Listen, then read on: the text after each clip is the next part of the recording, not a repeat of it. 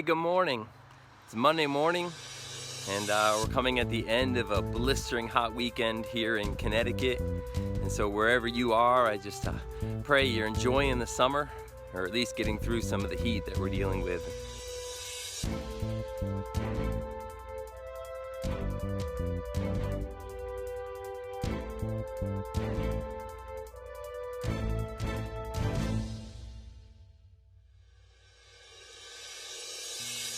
So yesterday we talked about being transformed. We continued with our series, and this time we dealt with transforming our thoughts. And the concept is that I want my thoughts to match those of Jesus himself.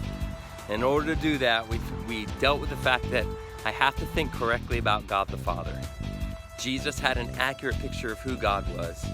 And if we have an inaccurate picture of who God is, it's going to literally cloud all of our thoughts, all of our judgments, all of our view of the entire world and our existence. And that's where a lot of people are stuck today. So in order to practically deal with this, I want to first encourage you to take a moment and think about how you view God. How do you personally view him? And be honest with yourself. Do you view him as a benevolent giant who just doesn't have time for you?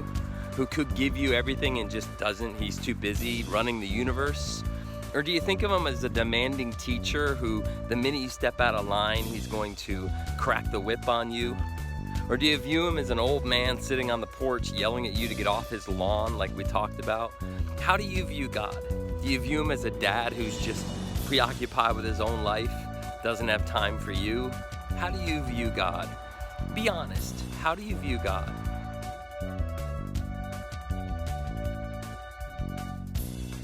And then the next thing I want you to do is just take a moment to think about what Scripture says about God. How does God reveal himself in Scripture?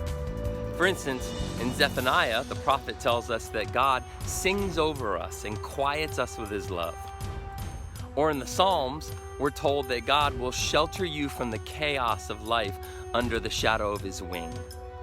Or how about the book of Hosea, where the prophet is told that God is a jilted lover who's calling on you to return back to him. Or the well-known Exodus story in Exodus, where God is a pillar of fire guiding you and leading you on your journey. That's the way Scripture describes God. So take a moment and just read, maybe look up those verses and reflect on how God is described in the actual physical revelation of who he is.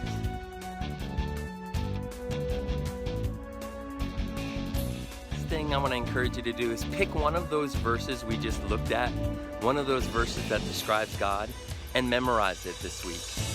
Take it and write it down, post it somewhere where you can see it every day. Read it every morning when you wake up.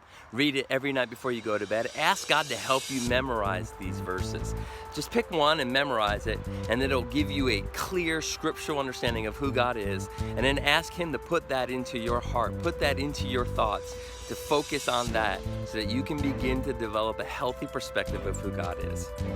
And so we're just going to keep working forward on transforming every part of our being into the image of Jesus. And I'll talk to you next week.